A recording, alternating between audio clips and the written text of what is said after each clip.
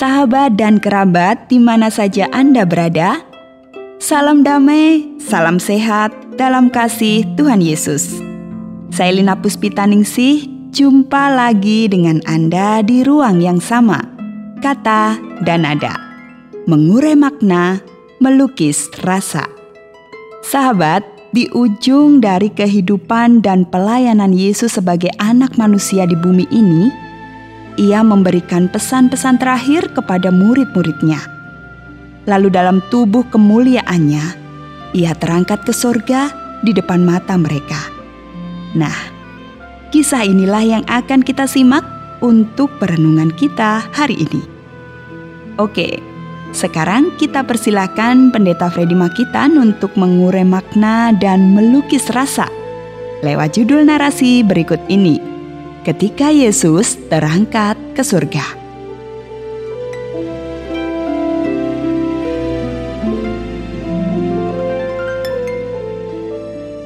Yesus terangkat ke surga. Sambil membaca ulang kisah ini, lagi-lagi aku tenggelam dalam imajinasiku. Seakan-akan aku juga hadir ketika peristiwa itu terjadi.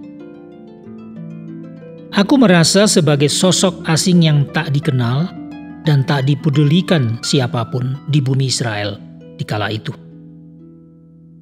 Tapi aku berhasil menyelinap sampai pada posisi cukup dekat dengan ke-11 murid yang sedang berdiri hampir mengelilingi Yesus di sebuah lokasi di Bukit Zaitun. Tak lama kemudian aku dengar Yesus berkata kepada murid-muridnya, "Pergilah ke seluruh dunia, beritakanlah Injil kepada segala makhluk. Siapa yang percaya dan dibaptis akan diselamatkan, tetapi siapa yang tidak percaya akan dihukum." Dan entah mengapa, saat itu amatlah hening. Angin pun berhenti berembus, sedikit pun tak berbisik. Tak ada sepatah kata pun yang keluar dari bibir-bibir para murid.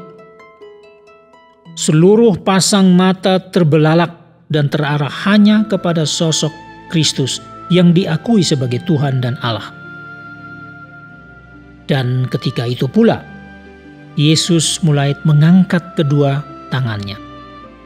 Ia menumpangkan tangannya ke atas murid-murid yang dicintainya itu, lalu memberkati mereka. Dalam imajinasiku aku menatap telak kedua telapak kaki Yesus yang mulai melepas bumi, tempat Ia berpijak dan hidup selama kurang lebih 33 tahun. Kedua alas kakinya terlepas dengan sendirinya, dan sosok anak manusia dengan tubuh kemuliaan surgawi ini terangkat perlahan-lahan menjauhi bumi yang diciptakannya, hingga akhirnya hilang dalam dekapan awan yang sudah menantikannya di atas puncak Bukit Zaitun. Oh, aku tetap saja tidak mendengar kata-kata apapun yang diucapkan murid-murid yang seakan sudah ditinggalkan Tuhan mereka. Namun wajah mereka menunjukkan adanya rasa haru bercampur sukacita yang menandai kesempurnaan pengakuan dan iman mereka akan Yesus yang adalah Tuhan dan Allah mereka. Lalu mereka pun bersujud di tempat mereka berpijak sambil menyembah Tuhan yang sudah menghilang dari pandangan mata. Tapi aku juga yakin murid-murid ini tetap ingat di saat perjamuan Paskah yang terakhir dengan Yesus. Di Kamis malam yang amat panjang dan berat itu, Yesus banyak berbicara kepada mereka, demi mereka juga. Dan akhirnya mendoakan mereka dalam doa yang lantang dan panjang. Mereka pasti ingat janji-janji Yesus yang mengatakan, "Di rumah Bapakku banyak tempat tinggal. Aku pergi ke situ untuk menyediakan tempat bagimu, dan aku akan datang kembali dan membawa kamu ke tempatku, supaya di tempat di mana aku berada, kamu pun berada." Dan masih diliputi rasa kagum dan syukurku, sekilas aku berpikir, tak terhitung banyaknya jejak-jejak kaki Yesus di sepanjang jalan yang berdebu, dari Yudea melalui Samaria hingga Galilea. Jejak-jejak kaki Yesus bahkan ada di tanah-tanah negeri asing, di Venesia, Kaisarea Filipi di utara Galilea, dan di wilayah Dekapolis di sebelah timur Galilea dan Sungai Yordan. Semua itu dapat berkisah lagi tentang pemuda dari Nazaret, raja orang Yahudi ini, dengan segala perkataan dan perbuatannya yang oleh Yohanes dikatakan terlalu banyak dan tak sanggup dituliskan semuanya. Sejak kebangkitan Yesus hingga pada hari yang ke-40, menurut catatan Lukas, sudah hampir 10 kali Yesus menampakkan dirinya baik kepada murid-muridnya yang sisa 11 orang itu maupun kepada saudara-saudara dan orang-orang percaya lainnya. Sejak kebangkitan itu, dari Yerusalem murid-murid ini kembali ke Galilea, daerah asal mereka. Tetapi akhirnya balik lagi ke Yerusalem untuk menyaksikan peristiwa yang tidak mereka duga sama sekali. Masih segar dalam ingatan mereka akan pesan dan janji Yesus pada penampakan Yesus sebelumnya. Waktu itu Yesus berkata, Mesias harus menderita dan bangkit dari antara orang mati pada hari yang ketiga.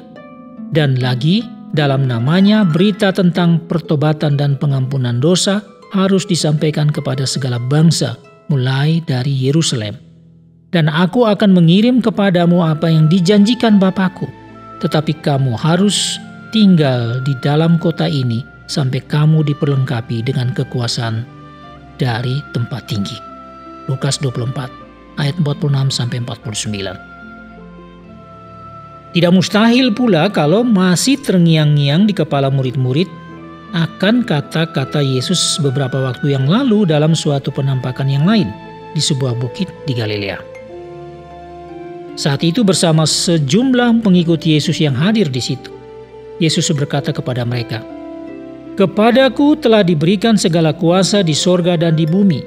Karena itu pergilah, jadikanlah semua bangsa muridku, dan baptislah mereka dalam nama Bapa dan Anak dan Roh Kudus.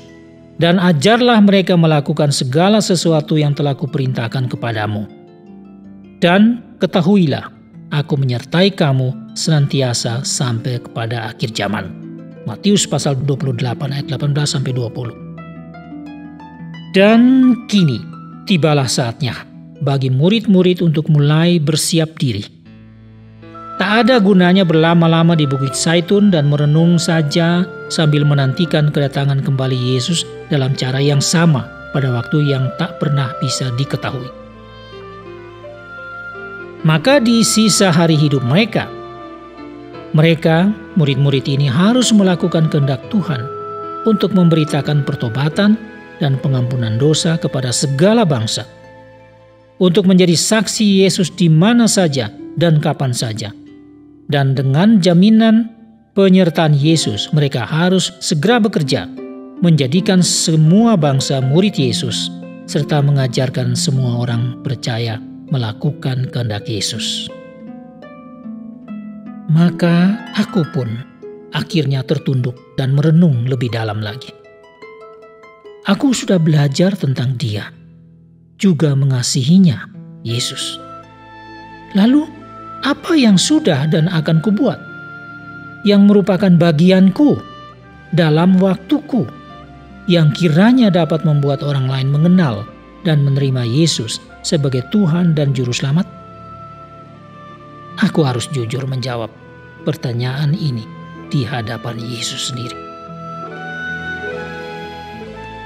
Demikian itu tadi narasi yang menggetarkan sekaligus menyegarkan kita.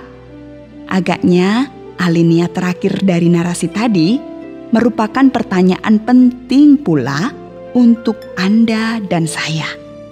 Apa saja dan berapa banyak sudah yang aku buat yang merupakan bagianku dalam waktuku agar orang lain pun dapat mengenal dan menerima Yesus Kristus sebagai Tuhan dan Juru Selamat. Oke sahabat, sudah waktunya buat kita untuk berpisah. Dan sebuah lagu manis yang berjudul Engkau Cari Intankah. Lagu ini akan mengakhiri pertemuan kita. Terima kasih atas perhatian Anda. Dan saya Lina Puspitaningsih, mohon diri untuk berjumpa lagi di edisi berikutnya. Kata dan nada. Have a great day. Engkau cari